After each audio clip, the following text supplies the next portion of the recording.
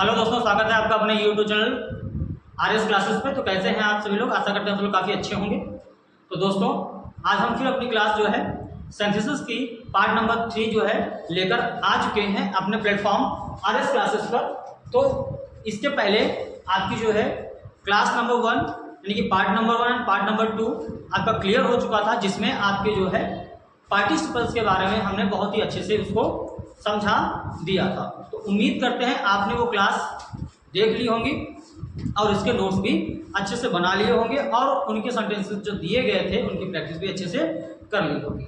आज हम जो है अपनी जो है सेंटेंसेस की क्लास में by using infinitive and nominative absolute, इनका हम यूज देखेंगे। किस तरह से सिंपल सेंटेंस में हम इंफिनेटिव का यूज करते हैं और नॉमिनेटिव एब्सोल्यूट का यूज करते हैं।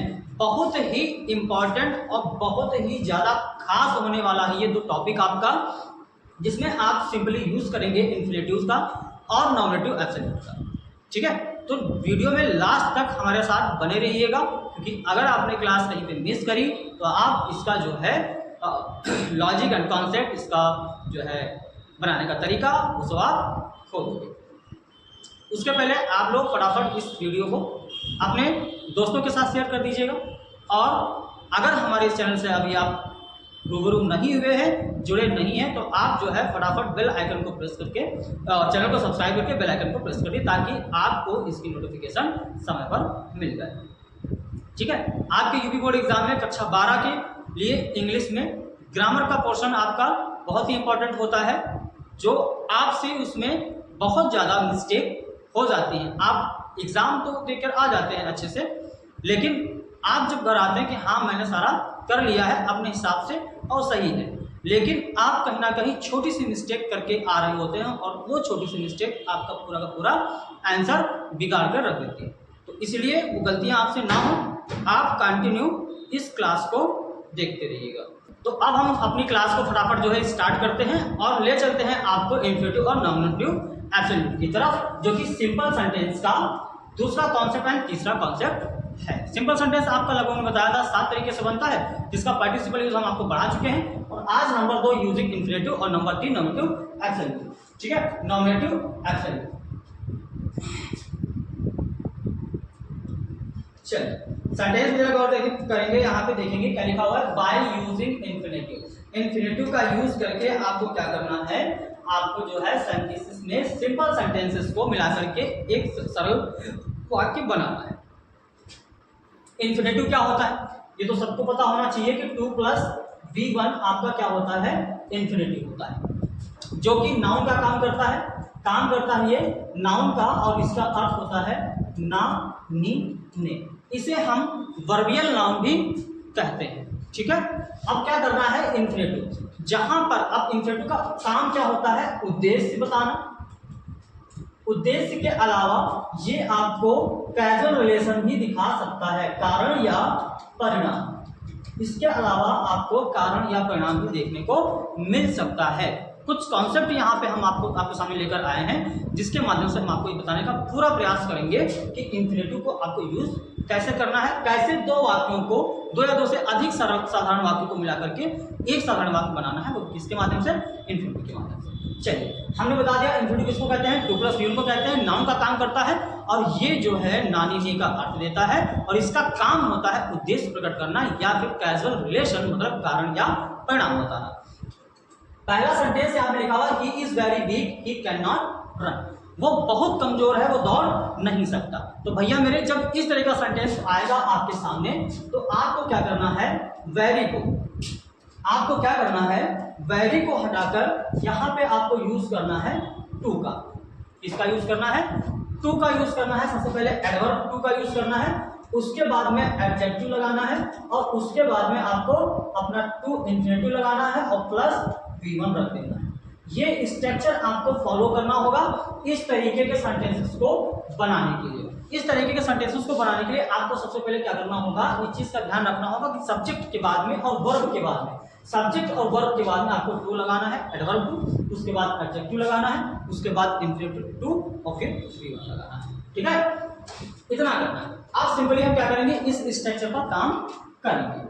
तो यहाँ पे सब्जेक्ट आपका दे रखा है ही, ही लगा दीजिए, वर्ब लगा हुआ है इज लगा दीजिए, वेरी को यहाँ से हटा दीजिए और उसकी जगह पर मैंने आपको बोला है टू लगाना है, ठीक है। उसके बाद आपका एडजेक्टिव दिया है तो आप वो लगा दीजिए।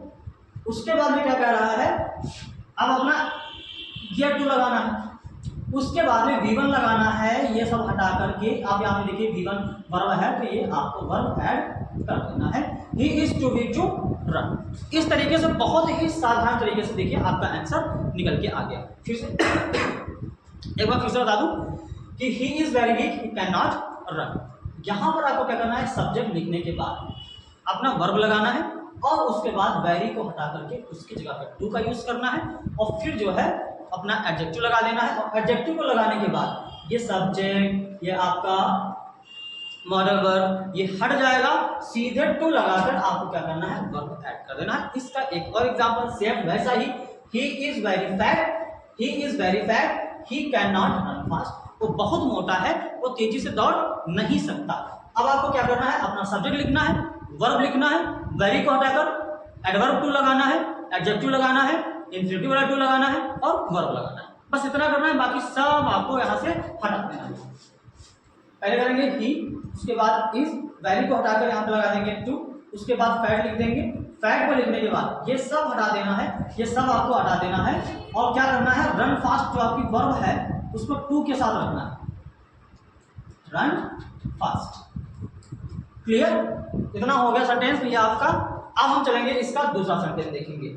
ऐसे सेंटेंसेस कुछ होते हैं जिनमें आपका ये लॉजिक नहीं होता है, अर्थात वेरी नहीं होता है, तो वहां पर आपको जो है एडवर्ब टू लगाने की आवश्यकता नहीं है। जहां पे ये नहीं हो वहां पर, तो I went to my aunt's house, I went to my aunt's house, मैं अपनी मौसी के घर या चाची के घर या बुआ के घर गया। I wanted to see my ailing cousin, मैं अपने बीमार चचेरी बहन से मिलना चाहता था या चचेरे भाई से मिलना चाहता था। अब यहाँ पे देखेंगे कि ऐसे सेंटेंस जब आपको दिखेंगे जहां पर ये वाला लॉजिक नहीं होगा, वेरी वाला लॉजिक नहीं होगा, उस सेंटेंस में आपको क्या देखने को मिलेगा कि पहले सेंटेंस में रीजन होगा, दूसरे सेंटेंस में उसका परिणाम होगा, कारण परिणाम। दूसरी बात, आपका उद्देश्य भी आएगा। यहाँ पे लिखा था कि वो बहुत कमजोर है, चल नहीं सकता। अब कमजोर होना ये कारण है और उसका परिणाम क्या है कि वो चल नहीं सकता। यहाँ पे कैजुअल रिलेशन था। इसमें क्या होगा, उद्देश्य दिखाई दे रहा होगा, I went to my aunt's house, मैं अपनी मौसी के घर गया, और I wanted to see my ailing cousin, मैं अपने चचेरी भाई को देखना चाहता था। अब आप अपनी चाची के घर क्यों गए, अपनी मौसी के घर क्यों गए? आपका उद्देश्य था अपने भाई से मिलना, यही तो उद्देश्य था ना आपका। तो जहां पर उद्देश्य होगा आप वहां पे ध्यान देंगे कि सेकेंड सेंटेंस में जो उद्देश्य बता रहा होगा उस वाक्य में आपको 2+V1 लगा मिलेगा, ठीक है। अब आपको क्या करना है, वहां से उतना पार्ट चुरा लेना है और पहले सेंटेंस के लास्ट में रख देना है, बस इतना करना है। जैसे पहला सेंटेंस आपको कंप्लीटली लिखना है, पहला सेंटेंस आपको कंप्लीटली लिख लेना है, I went to my aunt's house. पहला सेंटेंस हमने कंप्लीट किया।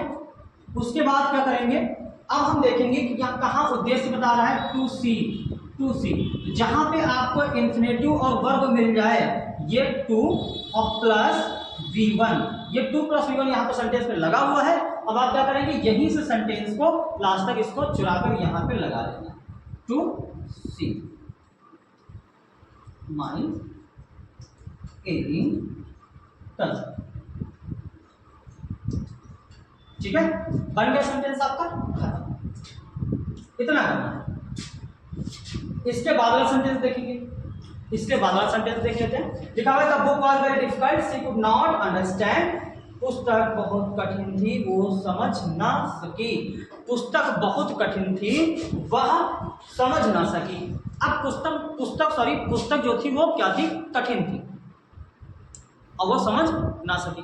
तो पुस्तक का कठिन होना ये कारण है, और पुस्तक कठिन होने का जो कारण है उसका परिणाम क्या है कि वो उसे समझ ना सके, उसका यही परिणाम हुआ। तो अब आपको क्या करना है, यहाँ पर आपको वेरी मिला हुआ है तो वेरी लगाएं, वेरी को हटा करके आप टू लगाएंगे, एडवर्ब वाला टू, उसके बाद एडजेक्टिव रखेंगे, उसके बाद में यहाँ पे ध्यान देना है इस और इस सेंटेंस में थोड़ा डिफरेंस है।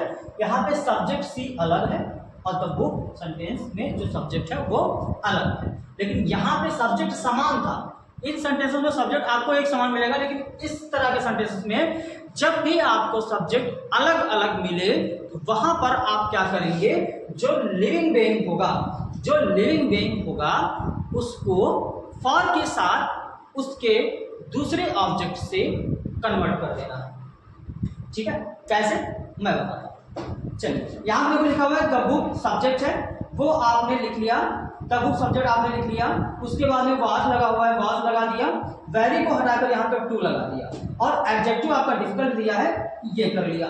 इतना करने के बाद में ये जो सब्जेक्ट है इसके लिए आप क्या करोगे, फॉर हर का यूज करोगे। ठीक है, फॉर हर का यूज करोगे।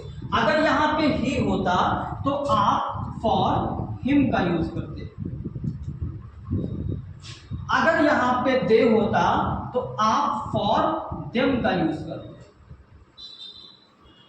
अगर यहाँ पे वी होता तो आप फॉर अस का यूज करते, अगर यहाँ पे यू होता तो आप फॉर यू का यूज करते।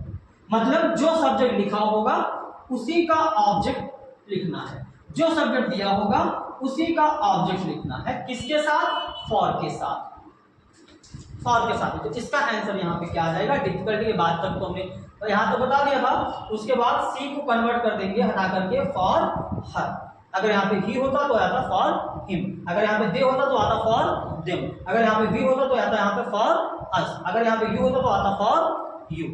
इतना करने के बाद अब आपको अपना इन्फिनेटिव लगा देना है, वी वर्ब लगा देनी है, वर्ब की पहली अवस्था। ठीक है, तो ऐसे सेंटेंसेस को आप इस तरीके से बनाओगे। इसी तरीके का एक सेंटेंस और दे रहा हूं, the tree is very high, I can not clean. ठीक है, एक सेंटेंस होगा, ठीक ऐसा ही डिक्टो हमने दे दिया आपको समझाने के तौर पे। The tree is very high, पेड़ बहुत ऊंचा है, आई कैन नॉट क्लिम, मैं चढ़ नहीं सकता। अब सब्जेक्ट यहां का अलग है, ठीक है, यहां का सब्जेक्ट अलग है, एक लिविंग बीइंग है तो दूसरा आपका नॉन लिविंग।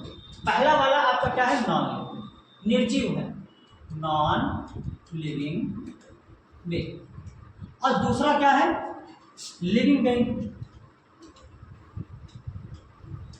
ठीक है, इस कंडीशन में आपको क्या करना है, पहला सेंटेंस आपको ठीक वैसे ही लिखना है जैसे द ट्री इज, वेरी को हटा दीजिए, टू लगा दीजिए, उसके बाद हाई लिख दीजिए, एडजेक्टिव वो लगा दिया। अब आपको क्या करना है, आई लिखा हुआ है, जैसे यहाँ पे सी लिखा था तो आपने फॉर हर किया था, यहाँ पे आई लिखा है तो फॉर मी हो जाएगा। अब क्या करेंगे, अब आप इन्फिनेटिव वाला टू लगाएंगे और जो वर्ब है क्लिंग वो यहाँ पे रख देंगे, बस।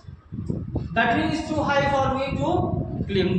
तो इस तरीके से क्या करेंगे, इस सेंटेंसेस को बनाएंगे। उम्मीद करते हैं इन्फिनेटिव आपको समझ में आ गया होगा। इसके जो तीनों तरह के सेंटेंस हमने, तीन तरह के सेंटेंस बताए, तीनों तरह के सेंटेंस आपको समझ में आ गए होंगे। चलिए अब हम इसके बाद देखते हैं इसके कुछ एक्सरसाइज की, और ये एक्सरसाइज आपके लिए है। ये सेंटेंसेस जो दिए दे रखे हैं वो सब आपके लिए है, आप इनकी प्रैक्टिस करेंगे।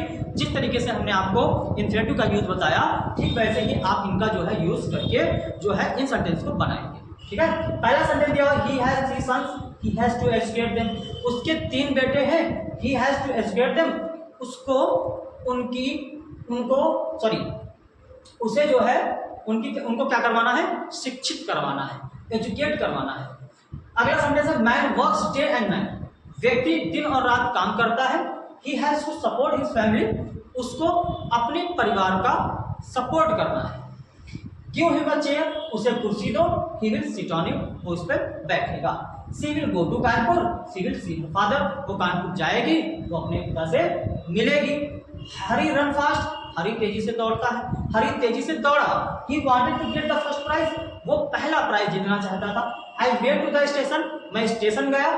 माई object was to see off my sister, मेरा जो ऑब्जेक्ट था वो बहन से मिलना था, ठीक है, वो बहन से मिलना था। सी ऑफ, सॉरी, बहन को अलविदा कहना था। Object to see off, see off means क्या होता है, अलविदा। चलिए, I went to the station, my object was to see off my sister. तो ऐसे सेंटेंसेस आप बनाओगे, he has 3 sons to educate them. पहला सेंटेंस कंप्लीटली लिखना है, इसमें कोई लॉजिक नहीं लगेगा, आपको सीधा सिंपल सा फ्रंट एंड सेंटेंस है। पहला सेंटेंस कंप्लीट करिए, उसके बाद क्या करना है, जहां पे आपको इंफिनिटिव मिले और वर्ब मिले उसी पार्ट को चुरा लो, चुरा कर यहाँ पे ऐड कर दो पहले सेंटेंस के लास्ट में। तो he has 3 sons to educate them. ऐसे ही करके आपको बाकी के 5 सेंटेंस बनाने। अगर कोई इसमें डाउट आपको हो रहा हो या सेंटेंस आपसे ना बन पा रहा हो तो आप हमारे कमेंट सेक्शन में हमें बता सकते हैं, हम आपका आंसर जरूर देंगे, ठीक है। चलिए, अब हम बात करते हैं अपने अगले कॉन्सेप्ट की ओर। ये कॉन्सेप्ट नंबर आपका है 3rd। सिंथेसिस में सिंपल सेंटेंस का ये तीसरा नंबर है, ठीक है। और इसको भैया मेरे बहुत ही अच्छे से समझ लेना, इसको बहुत ही अच्छे से समझ लेना, क्योंकि ये अक्सर जो है लोगों को काफी दिक्कत देता है, ये अक्सर लोगों को काफी दिक्कत देता है। नॉमिनेटिव एब्सोल्यूट, ध्यान देंगे, नॉमिनेटिव जो एब्सोल्यूट होता है इसमें कुछ हम आपको फैक्ट्स बता रहे हैं जो आप याद रखेंगे, इसको पहचानना कैसे है, ठीक है, इसको कैसे पहचानना है। चलिए देखते हैं। जब नॉमिनेटिव एब्सोल्यूट का सेंटेंस आप बनाओगे तो उसके पहले आप ये जान लोगे, क्या जान लोगे, कि दोनों के कर्ता अलग अलग हैं कि नहीं। दोनों वाक्य, मतलब जितने भी वाक्य हो, 2 हो या 3 हो, दोनों वाक्यों के कर्ता सब्जेक्ट अलग अलग, ठीक है, अलग अलग होते हैं। और दूसरा चीज ये ध्यान देंगे कि पहले सब्जेक्ट का प्रभाव दूसरे सब्जेक्ट पर पड़ेगा, दूसरे सब्जेक्ट पर पड़ेगा, ठीक है। तीसरा लॉजिक ये है, तीसरा लॉजिक क्या है भैया, कि सेंटेंस में कैजुअल रिलेशन देखने को मिलेगा, कैजुअल रिलेशन देखने को मिलेगा, मतलब कारण और परिणाम, ठीक है। पहले वाक्य में कारण होगा तो दूसरे वाक्य में उसका परिणाम होना चाहिए, पहले वाक्य में कारण तो दूसरे वाक्य में उसका परिणाम होगा, उसका रिजल्ट होगा। चलिए, अब हम बात करते हैं इनके कॉन्सेप्ट क्यों, इनको बनाने के नियम। अच्छा, बनाने की जो इनकी विधि है, बनाने की जो विधि है वो कितने प्रकार की होती है, 3 बनाने की जो विधि है, ठीक है। आप इनको बनाओगे कितने प्रकार से, 3 प्रकार से, 3 प्रकार से आप बना सकते हो, ठीक, 3 प्रकार से बना सकते हो। पहला स्टेप है जो कि आपका फर्स्ट टाइप है, एक्टिव सेंटेंस। जब सेंटेंस आपका एक्टिव हो, सेंटेंस आपका एक्टिव हो, अमूमन देखा जाए तो सारे सेंटेंसेस आपके एक्टिव होते हैं, सारी क्रियाएं एक्टिव होती हैं, ठीक है। लेकिन जहां पर पैसिव नहीं होगा वहीं पे एक्टिव होगा आपका, ठीक है। तो जब एक्टिव सेंटेंसेस होंगे तो आप वहां पर क्या करेंगे, सब्जेक्ट को पहले रखेंगे, उसके बाद हैविंग प्लस V3 का यूज करेंगे। हाँ, ये हमने आपको पार्टिसिपल में बताया था, परफेक्ट पार्टिसिपल, परफेक्ट पार्टिसिपल, ये पार्टिसिपल में हम आपको यूज बताए थे, लेकिन इसका यूज हम कर रहे थे सेंटेंस के सबसे स्टार्ट में, सबसे प्रारंभ में, सबसे शुरू में हम इसका यूज कर रहे थे, वो भी सब्जेक्ट के बिना। लेकिन यहां पर ये सब्जेक्ट के साथ लिखा जाएगा। दोनों में अगर डिफरेंस है तो बस इतना ही है कि वहां पे हम सब्जेक्ट नहीं लिखते थे, पहले इसको लिखते थे, लेकिन यहां पर क्या होगा, पहले सब्जेक्ट आएगा, उसके बाद हैविंग प्लस V3 आएगा। चलिए एग्जांपल देखते हैं। The teacher entered the class, ठीक है, अध्यापक कक्षा में आए, द स्टूडेंट्स स्टूड अप, विद्यार्थी खड़े हो गए। अब यहां पे ध्यान देंगे, पहले सेंटेंस में सब्जेक्ट आपका द टीचर है, दूसरे सेंटेंस में आपका सब्जेक्ट स्टूडेंट्स, दोनों के कर्ता अलग अलग है। दूसरा नंबर इसका जो हमने बताया था कि पहले कर्ता का प्रभाव दूसरे कर्ता पर पड़ेगा, यानी कि यहाँ पे जो कर्ता काम करेगा उसका प्रभाव, उस क्रिया का प्रभाव दूसरे वाले वाक्य के कर्ता पर पड़ेगा। जैसे अध्यापक जब कक्षा में आए, अब अध्यापक का कक्षा में आना, ये जो क्रिया हुई है अध्यापक के आने की, इसका परिणाम किस पे पड़ा हुआ है, स्टूडेंट्स पर पड़ा कि वो खड़े हो गए।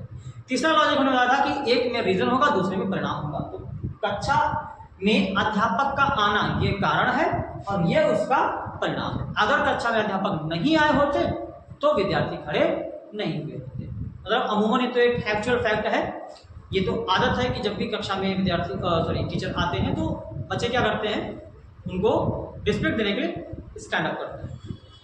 अब हम इसको बनाते हैं, हम इसको बना लेते हैं फटाफट। किस तरह के बनाएंगे, क्या करना है, सब्जेक्ट को लिखना है, ठीक है, सब्जेक्ट को लिखना है। यहाँ पे बोला गया सबसे पहले सब्जेक्ट, उसके बाद हैविंग, उसके बाद B3, ठीक है। द टीचर लिख लो, सब्जेक्ट लिख लो, उसके बाद हैविंग लगा दो, उसके बाद वर्ब की थर्ड फॉर्म इंटर्ड, यही इसकी थर्ड फॉर्म होगी, लगा दिया।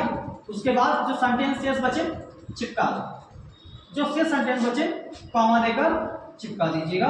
द स्टूडेंट्स स्टूड, हाँ क्या किया, कुछ भी नहीं किया, बस सब्जेक्ट के बाद में हमने हैविंग रख दिया, बाकी सब वैसा ही वैसा है। चलिए आगे देखते हैं। द आर्मी अराइव्ड, सेना आ गई, ठीक है, सेना आ गई। The relief verb to speed, जो रुका हुआ कार्य था उसमें गति आ गई। आर्मी सब्जेक्ट अलग है और रिलीफ वर्ब ये जो रुका हुआ कार्य है ये सब्जेक्ट आपका अलग है। अगर आर्मी ना आई होती तो रुका हुआ कार्य नहीं चलता, नहीं होता, ठीक है। काजल रिलेशन दोनों में है, रीजन और रिजल्ट। चलिए अब बनाएंगे इसको। क्या करना है भैया, कुछ नहीं करना है, जो आर्मी लिखा हुआ है और जो अराइव लिखा है इनके बीच में आपको क्या करना है, हैविंग रख देना है, बाकी सब पूरा वैसा ही रहेगा। द आर्मी, अब having, the army having arrive, हमने क्या करा, बीच में सिर्फ क्या रखा, हमने बीच में सिर्फ किसको रखा, हैविंग को रखा। The army having arrive, comma the relief verb, the relief verb to speed, ठीक है। इस तरह के सेंटेंसेस को हम और क्या करेंगे, इस तरह के सेंटेंसेस को हम इसी तरह से बनाएंगे। चलिए हम इसके आगे देख लेते हैं और सेंटेंसेस, और इसका कॉन्सेप्ट देख लेते हैं। Concept number 2, concept number 2, sentence जब आपका पैसिव हो, सेंटेंस जब आपका पैसिव हो, ठीक है, पैसिव फॉर्म। पैसिव फॉर्म की पहचान हम आपको बार बार बताते आए हैं कि जहां पर आपको B प्लस V3 दिखेगा, B प्लस V3 दिखेगा, वही सेंटेंस, वही आपका वर्ब क्या होगा, पैसिव फॉर्म में होगा। जहां पे B फॉर्म हो प्लस V3 हो, वो सेंटेंस आपका क्या होगा, 100% वो आपका क्या होगा, पैसिव फॉर्म होगा। जैसे यहाँ पे लिखा हुआ है, देखो बी फॉर्म है, is are am. Be form क्या होता है, इज आर एम वाज और वर, ये आपकी बी फॉर्म होती है। इज आर एम वाज और वर ये आपकी बी फॉर्म होती है। तो उनके साथ साथ देखिए क्या लिखा हुआ है, रिटन लिखा हुआ है, मतलब राइट की थर्ड फॉर्म, राइट की थर्ड फॉर्म है। अब आपको क्या करना है भैया मेरे, द लेटर वाज रिटन लिखा हुआ है। अब ये सेंटेंस आपका पैसिव में, और जब सेंटेंस आपका पैसिव में होगा तो आप क्या करेंगे, सब्जेक्ट के बाद में केवल हैविंग नहीं लगाना है, हैविंग या बीच में नहीं लगाना है। अब आपको क्या करना है, हैविंग के साथ क्या करना है, बीइंग जोड़ देना है बस, और उसके साथ साथ वर्ब की थर्ड फॉर्म। मैं एक जादू दिखाऊं आपको, चलिए अब आप लोग जादू देख लीजिए जरा। इस सेंटेंस को कैसे पलक झपकते मैं बनाऊंगा, पलक झपकते ही ये सेंटेंस आपका खलास हो जाएगा। अब हम क्या करेंगे भैया, सेंटेंस को बनाने के लिए इस वाज को हटाएंगे, इस वाज को हटाएंगे और यहां पर हैविंग और बीन लगा देंगे, सेंटेंस खत्म, कॉमा लगा देंगे, ठीक है। The letter having been written he posted it at once, sentence आपका हो गया छूमंतर। इस तरीके से क्या करना है, आपको सेंटेंस क्लियर करना है। हाँ, इसके बाद वर्ब की थर्ड फॉर्म आपकी लगी होगी। आपको वॉज की जगह पे हैविंग बीन लगाना है, आपको वॉज की जगह पे हैविंग बीन लगाना है।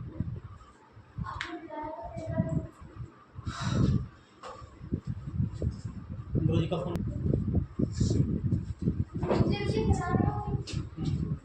सर आ रहे हैं, ठीक।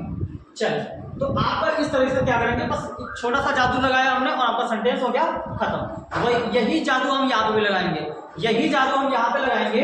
भैया देखो सबसे पहले इसको समझ लीजिएगा, माई पॉकेट सब्जेक्ट आपका है और आई यहाँ पे सब्जेक्ट है, दोनों कर्ता के सब्जेक्ट अलग अलग है, दोनों कर्ता के सब्जेक्ट अलग अलग हैं। अब आपको क्या देखना है कि इसका रीजन ये है और क्या इसका ये रिजल्ट है। हाँ बिल्कुल, माई पॉकेट वॉज पिक्ड, मेरा पर्स उठा लिया गया, चुरा लिया गया। I had no money for bus fare, मेरे पास बस के किराए के लिए कोई पैसा नहीं था। अब आप ध्यान दीजिए कि अगर मेरा पर्स नहीं उठाया गया होता, नहीं चुराया गया होता तो मेरे पास पैसा होता, मैं अपना जो है किराया दे देता। ये क्या हुआ कि मेरा पर्स चोरी हो गया, इसी वजह से मैं अपने बस का फेयर नहीं दे पाया। तो कैजुअल रिलेशन दोनों में है कि नहीं है, रीजन परिणाम, रीजन और रिजल्ट है कि नहीं है। अब आपका देखिए क्या होगा, जादू यहाँ पे करेंगे, सिर्फ वाज को क्या करना है, हटाना है। इस वाज को हटा देना है, ठीक है, इस वाज को हटा देना है।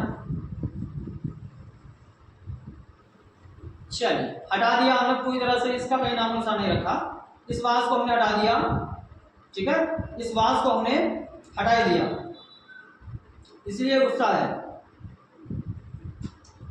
इस वाज को हमने हटा दिया यहां से। अब इस वाज की जगह पे आपको क्या करना है, हैविंग बीन लगा देना है, हैविंग बीन। बस सेंटेंस खत्म, और जो कॉमा है ना, इस जो फुल स्टॉप है इसको कॉमा बताना है। तो my pocket having been picked, I had no money for bus fare. बस यहां से आपको वाज हटा देना है और आपको हैविंग बीन लगा देना है।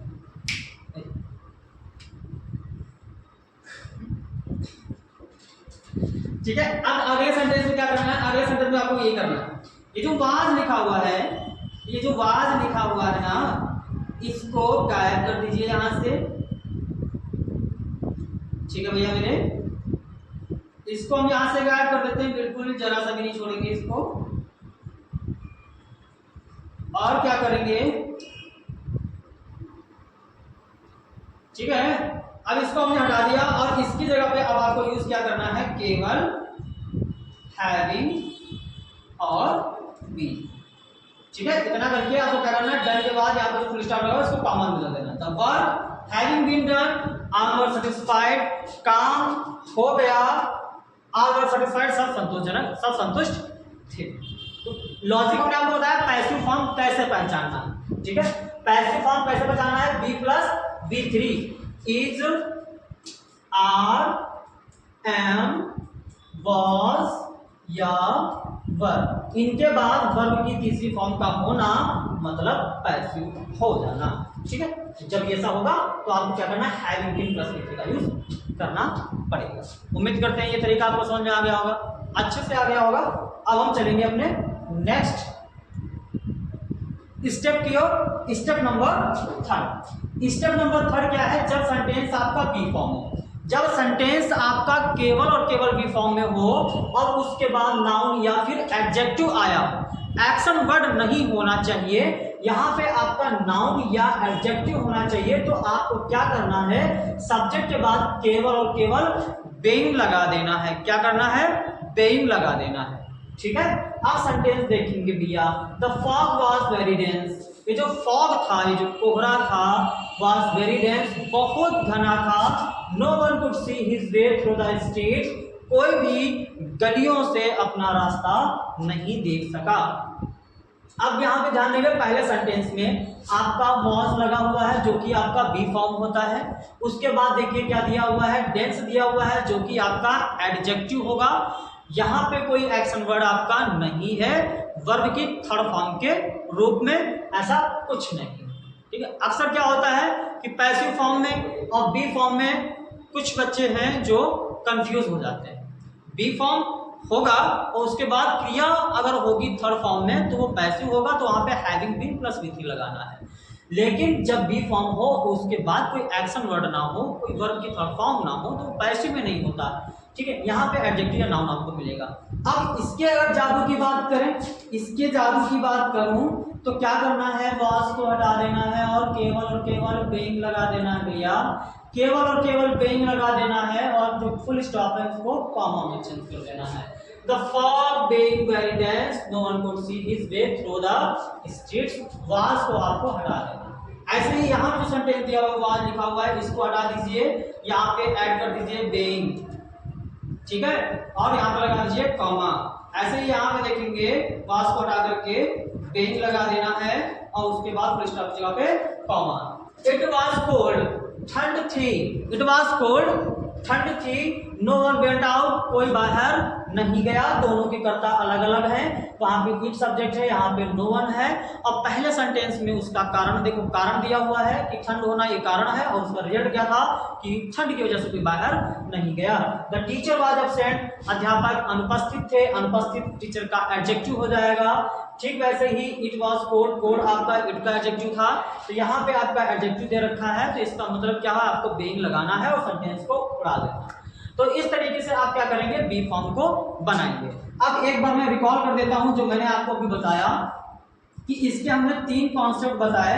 एक तो सेंटेंस जब आपका एक्टिव में हो, दूसरा सेंटेंस आपका पैसिव में हो, तीसरा सेंटेंस आपका बी फॉर्म में हो। ठीक है, पैसिव फॉर्म मतलब be plus V3, be form मतलब बी प्लस नाउन या फिर एडजेक्टिव, नाउन या फिर एडजेक्टिव। इस कंडीशन में आपको क्या करना है, एक्टिव वाले सेंटेंसेस में केवल हैविंग और V3 का यूज करना है। पैसिव वाले स्ट्रक्चर्स में आपको हैविंग के साथ साथ केवल और केवल बीन ऐड कर देना है और V3 लगा देना है। और बी फॉर्म में केवल और केवल बीन लगाना है। और ये सारे रूल्स आप सब्जेक्ट के बाद ही फॉलो करेंगे। तो उम्मीद करते हैं दोस्तों आज की आपकी जो है क्लास बहुत ही अच्छे से हुई होगी, बहुत ही अच्छे से आपने इसको सीखा होगा, इसके नोट्स बना लिए होंगे। अब बारी है आपके लिए कुछ करने की, तो ये जो एक्सरसाइज है वो आपके लिए है। यहाँ पे 5 सेंटेंस दिए गए हैं, आपको यहाँ पे वेरीफाई खुद करना है कि कौन से सेंटेंस में हमको कौन सा लॉजिक लगाना है। यदि आपको कोई डाउट हो रहा हो तो आप हमारे साथ वीडियो के लास्ट में जो कमेंट सेक्शन है वहाँ पे आप अपना डाउट हमसे शेयर कर सकते हैं और हम आपका जो है आंसर देंगे। ठीक है, फिलहाल आप इसकी प्रैक्टिस करिए, कौन सा लॉजिक इसमें लगेगा वो अब आप देखिए। चलते हैं, अब हम जो है अगली क्लास अपने लेकर आएंगे केस इन अपोजिशन और नाउन और प्रीपोजिशन विथ नाउन और जीरन पर। केस इन अपोजिशन और प्रीपोजिशन विथ नाउन और जीरन पर। तो अगली क्लास आपकी इसी पे जो है बेस्ड रहेगी। फिलहाल इसकी तैयारी आप अच्छे से कर लीजिए, प्रैक्टिस कर लीजिए। आपके पास बुक्स होंगी ग्रामर की, आप वहां से एक्सरसाइज अपने देख लीजिए। जो भी सेंटेंस आपको वहां से नहीं बन पा रहा हो आप हमारे कमेंट सेक्शन में बता सकते हैं। चलिए मिलते हैं फिर अपने अगली क्लास में इसी ऊर्जा के साथ में एक नए कॉन्सेप्ट को लेकर के। तब तक के लिए धन्यवाद।